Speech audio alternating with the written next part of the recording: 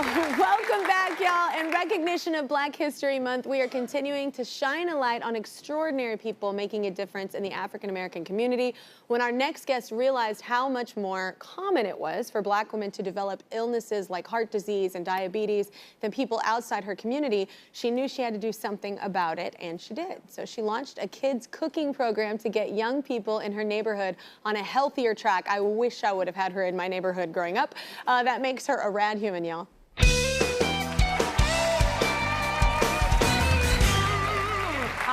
From Black Girls Cook, let's say hello to Nicole and her favorite little helper, her daughter, Madison. Give it up, y'all. It's all right. You could be nervous. So, Madison, do you cook? Yes. You do?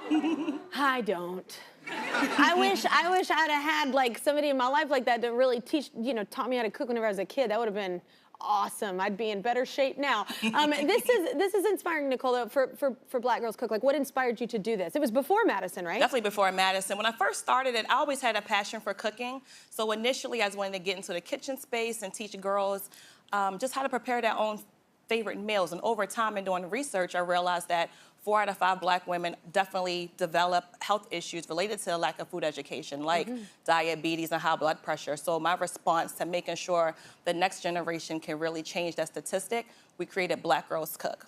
It's incredible. I was telling her before the show started, I was like, I wish I'd have had this, because it's for 8 to 15-year-old girls, right? Yes, we serve girls between the 8 through 15. We have 3 core programs.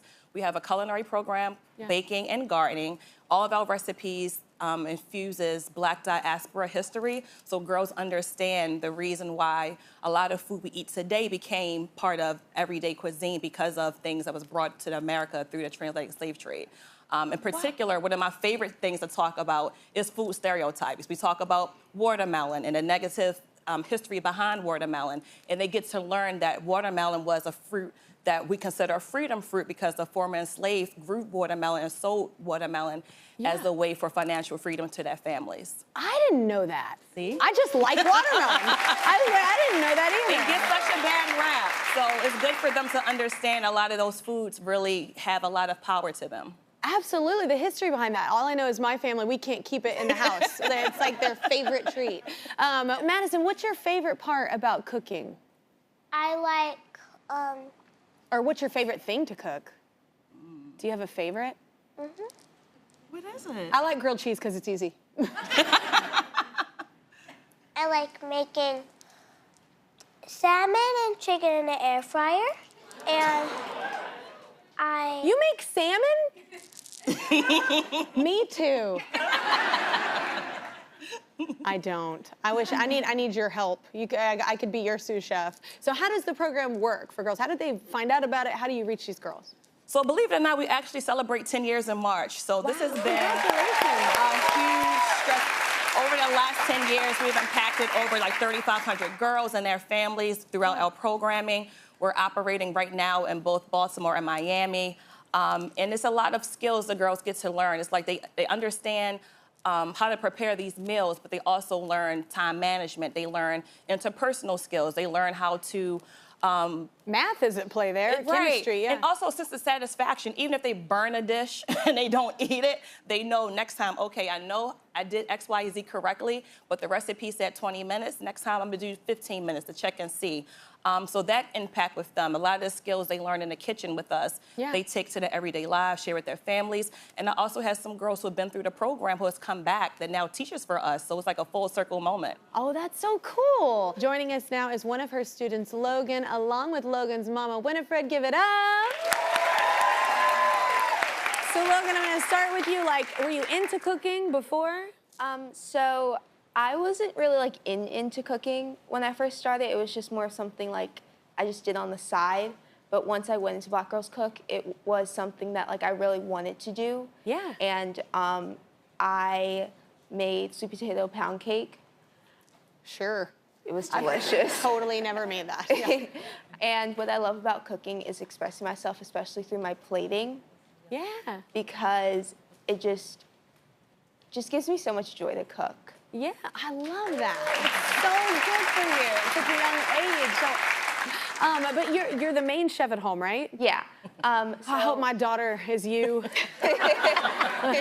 So my mom is not a big cooker, and when she does cook like vegan dishes, which I like, but I'm the primary cook. Actually, this past Thanksgiving, I made my first Thanksgiving dinner. I didn't do that until I was like in my 30s. That's amazing. I made turkey, sweet potato casserole, Wow. mac and cheese, Yes. banana bread, and collard greens. Yes. Oh my God, you did the yam thing with the marshmallows. Yeah. My favorite one my sister makes. Yeah. So just seeing the joy on my parents' face when like they eat my food really brings me the most joy about my cooking. I want to have that joy when my daughter starts cooking in my house. So Winifred, this is taught more than just cooking skills, right? Yes, yes. So Logan has dyslexia, and oftentimes she's afraid to read out loud. But during Black Girls Cook, she volunteered to read out loud. So that was huge. Yeah. Yes. That's a huge thing. Yes, yes. Because the stress that happens. The stress, the anxiety with it. And so I just saw her confidence blossom. And then she likes to do mental math, like when she's doing the recipe, like, you know, dabbling it up and everything, because she was like, I can do it in my head. So it was just really impactful. And she's been attending a private dyslexia school since elementary. So it's very important for her to be around girls that look like her and to also see Black chefs. And then to learn from an African diaspora, that meant a lot to me. And I also lost my mom years ago, and she fell sick because she wasn't eating healthy. So it was very important to me that Logan learns, yes, there's my mom, and that's a picture after she had a stroke. So it was very important to me that Logan learns what it means when you put food in your body, how it can affect you, yes. Yeah, absolutely.